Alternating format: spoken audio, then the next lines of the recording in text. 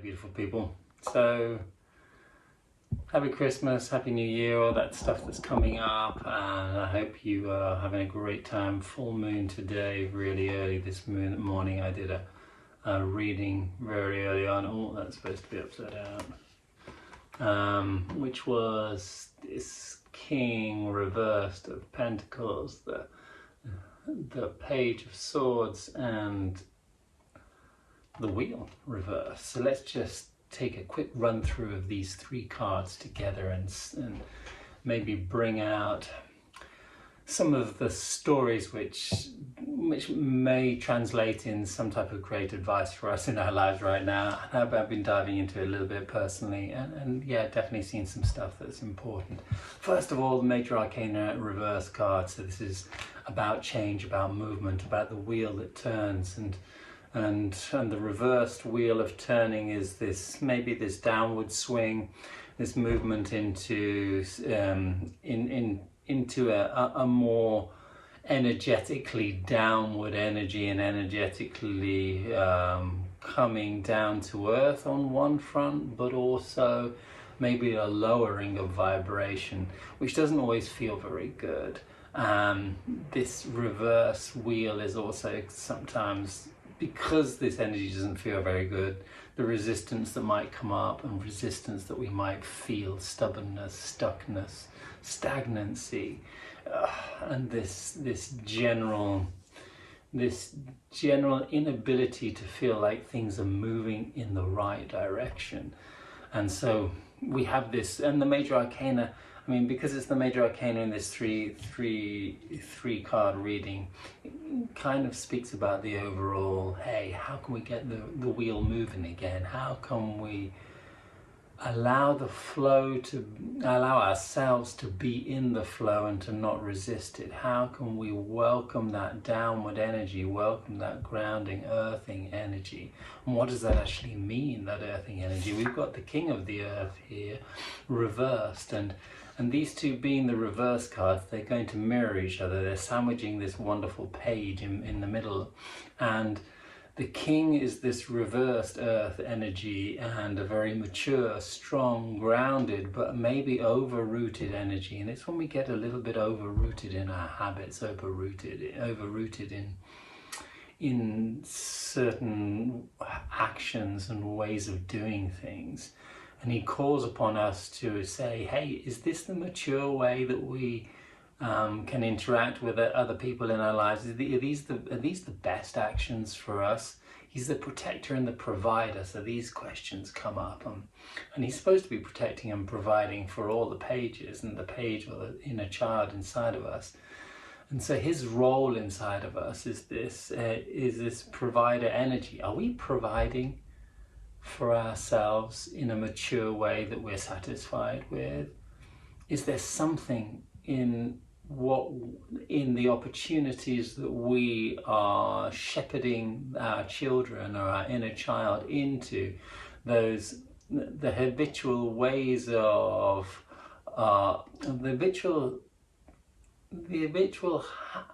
ways of action that we have in our lives that very simply make us think or make us believe that this is what providing for myself looks like. And these could be old stories that I looked inside of myself and I saw, an old pattern that was born from when I started providing for myself. Okay, I'm going to come out of my mother's and father's sort of protective care and start looking after myself properly. In that moment, I started becoming my own father more consciously. So take a good look back in those days in your life and see, what are the habits, what are those primary habits? Because I saw some habits that I gained from then, and I haven't truly let them go. And this is this King that we gain these habits, and they're great for a 19-year-old or an 18-year-old who's doing his own thing for the first time, but they're not so great for this older version of me, or some of those ways of interacting with wealth and work and providing in abundance isn't necessarily what a father figure looks like for us right now in our lives. And now we are more that father figure maybe, or we have that more that adult, more that mature nature inside of us. And he's the protector too, so that he protects with this energy of really holding space for all of the children to play and all of the children to have as many experiences as they can.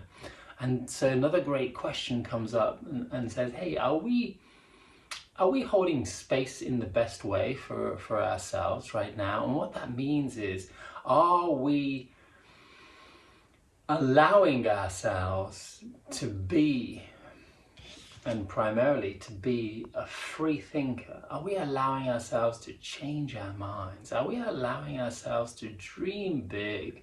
Are we allowing ourselves to adapt and adopt to different types of beliefs and different ways of thinking and different things that we can believe we're capable of doing, for example? Because connecting with this page, I really also connected with the part of me that was so innocent, that believes that anything is possible. Anything is possible, and that's the beauty of the pages. That we've forgotten that with our maturity of habit and our maturity of experience that's told us that only certain things are possible. But we've forgotten the page, which is that very young part of ourselves where we actually believe that, hey, we can do anything, and we actually can do anything, and we still can, even though we're older, even though we might not be able to physically do everything. We can do everything that we want to do. We can do a lot of new things. We can recreate our lives. We can reinvent ourselves if we hold space, if we understand that part of what keeps us growing, learning, refreshing our lives, feeling free, is about not tying ourselves down or limiting ourselves to all types of habits and beliefs, and daring to think differently and daring to maybe come out of the box and imagine working in a different way and imagine interacting in a different way. The wheel calls for us to embrace any downward swings that we are experiencing, or that we have been experiencing in our lives. If you feel like there's a bit of a low right now in your life, then bend your knees, really ground yourself on the earth.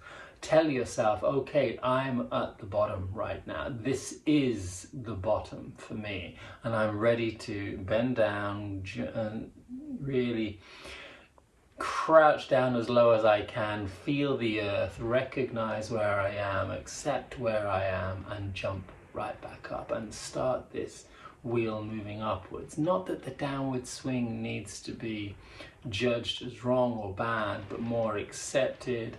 But accept where you are and make where you are the new low, so that we don't have to carry on going down if that's not necessary. We don't have to resist it, we don't have to fight it, we just have to say going down is fine. I'm down right here, right now. I'm here right now, as far as down as I want to go, and let's start moving up. Let's bring this wheel up. All bringing the wheel up, all that really means is putting ourselves in the mindset of moving again, moving in the right direction. And the right direction is probably not going to be the direction that you've already moved in, or the direction that you always or naturally or usually or has habitually worked for you in the past. It's going to be something new. Let the page think about something new. Let the page think about moving in different ways, working in different ways, doing something completely different. Let that page dominate some of our dreams and our conscious mind on a day-to-day basis. Let's dare to break some of the old habits of the king and see if we can't recondition our inner mentor or our inner father figure to look after ourselves in slightly different ways, and we can understand that, you know, that saying that it's only when you believe in something that something will manifest differently. It's not when something manifests differently, then we'll believe in it. No, it's when we can teach ourselves to find the purity and the innocence, quite often, of new beliefs, new things that we want to create and invent and manifest and call into our lives, that we will actually start seeing the manifestation of those beliefs. It's going to start with, it's going to require different ways of acting. It's going to require different ways of moving.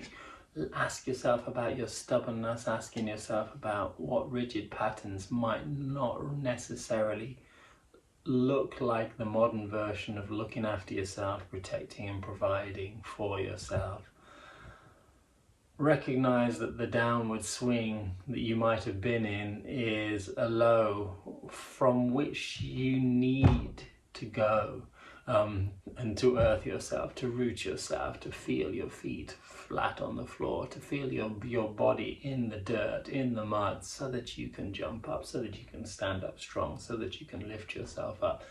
Everything that we do in this world wants to be grounded in action, wants to be grounded in this earth. And so just because something has slowed down and become more solid and things are a little bit denser and they're not as yippee, it doesn't mean they're wrong. Everything wants to slow down in this earth, and this earth is the manifestation world. And in order for things to be manifest, we have to accept and embrace that slower, more denser, and that often heavier, darker energy. And it's all great. Bring it in, call it in, allow that darkness to then be the source of what motivates light coming in, and allow that page, that child that believes that everything is possible, to shine with new ideas, new ways of thinking about who you can be. Coming up to the new year story, so let's go there and see what happens. Much love to you all. I'd love to hear your comments. We've got an upcoming course coming on in the new year as well about the Fool's Love Journey, and it's going to be quite fun and interesting, all about love and relationships and purpose. And if you're interested, check out my site and check out the page in the link below. And I send you much greetings and much beauty. I'm going to do something fun for the new year. I haven't figured out quite what that's going to be, but I'll post very soon. Love to all.